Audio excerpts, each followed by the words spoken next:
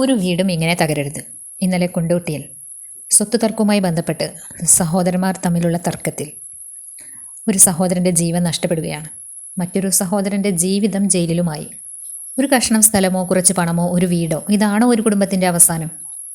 ഈ വീഡിയോ ഒരു കേസിനെ വിധി എഴുതാനുള്ളതല്ല. എങ്കിലും ഇനിയും ഒരു വീട്ടിലും ഇത്തരമൊരു ദുരന്തം ആവർത്തിക്കാതിരിക്കാൻ നമ്മൾ ഇന്ന് എന്ത് ചെയ്യണം എന്നതാണ് ഈ വീഡിയോയുടെ ഉദ്ദേശം. ഇന്ന് കേരളത്തിൽ മാത്രമല്ല പല സ്ഥലങ്ങളിലും പല കുടുംബങ്ങളിലും സ്വത്ത് തർക്കങ്ങൾ വർദ്ധിച്ചുകൊണ്ടിരിക്കുകയാണ്. ചിലപ്പോൾ പിതാവിൻ്റെ സ്വത്ത്, ചിലപ്പോൾ മാതാപിതാക്കളുടെ പേരിലുള്ള വീട്, ചിലപ്പോൾ വർഷങ്ങളോളം ഒരു മകൻ സമ്പാദിച്ച പണം, ചിലപ്പോൾ തെറ്റിദ്ധാരണകൾ. യഥാർത്ഥ കാരണം എന്തായാലും അവസാനം നഷ്ടമാവുന്നത് ബന്ധങ്ങളാണ്. നമുക്കൊരു ഉദാഹരണം നോക്കാം.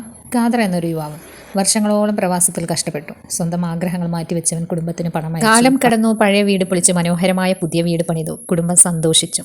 എല്ലാവരും അവനെ പ്രശംസിച്ചു. പക്ഷേ ആ വീട്ടിൽ അവൻ്റെ പേരിൽ ഒരു മുറി പോലും ഉണ്ടായിരുന്നില്ല.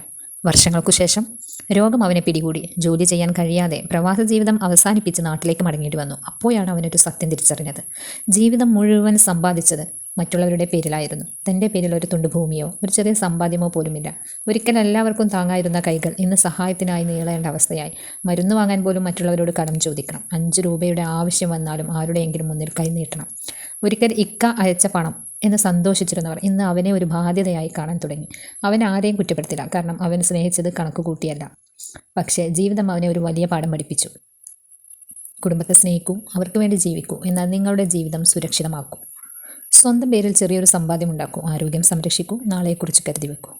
കാരണം ഒരിക്കൽ ശക്തനായിരുന്ന കൈകൾക്ക് പോലും ഒരു ദിവസം മറ്റൊരാളുടെ താങ്ങ് വേണ്ടിവരുമായിരിക്കും.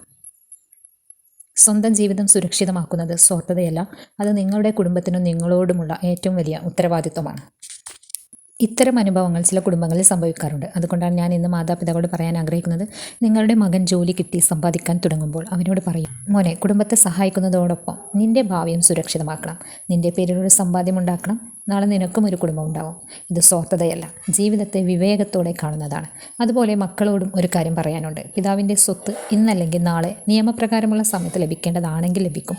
എന്നാൽ ജീവിച്ചിരിക്കുന്ന മാതാപിതാക്കളെ സമ്മർദ്ദത്തിലാക്കുകയോ സഹോദരങ്ങളുമായി ശത്രുത വളർത്തുകയോ ചെയ്യരുത്. ഒരു ഒപ്പ് നമുക്ക് വാങ്ങാൻ കഴിയും, ഒരു സ്ഥലം നമുക്ക് സ്വന്തമാക്കാൻ കഴിയും. പക്ഷേ നഷ്ടപ്പെട്ട വിശ്വാസവും സ്നേഹവും തിരികെ വാങ്ങാൻ ഒരിക്കലും കഴിയില്ല. ഇന്ന് തന്നെ ഓരോ കുടുംബത്തിലും സ്വത്തുമായി ബന്ധപ്പെട്ട കാര്യങ്ങൾ തുറന്ന് സംസാരിക്കൂ. വ്യക്തത ഉണ്ടാകട്ടെ. ആരും പിന്നീട് എനിക്കറിയില്ലായിരുന്നു എന്ന് പറയേണ്ട സാഹചര്യം വരരുത്. ഓർക്കുക, സ്വത്ത് തലമുറകളിലേക്ക് പങ്കുവെക്കാം.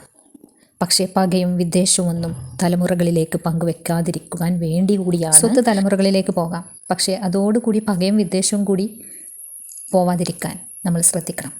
മക്കൾക്ക് പണം മാത്രം നൽകാതിരിക്കുക, വ്യക്തത നൽകുക, നീതി നൽകുക, സുരക്ഷിതമായ ഭാവി നൽകുക. അതാണ് മാതാപിതാക്കൾ മക്കൾക്ക് നൽകുന്ന ഏറ്റവും വലിയ സമ്മാനം. ഇനിയും ഒരു വീട്ടിലും സ്വത്തിൻ്റെ പേരിൽ കണ്ണീർ വീഴാതിരിക്കട്ടെ. നമുക്ക് പ്രാർത്ഥിക്കാം.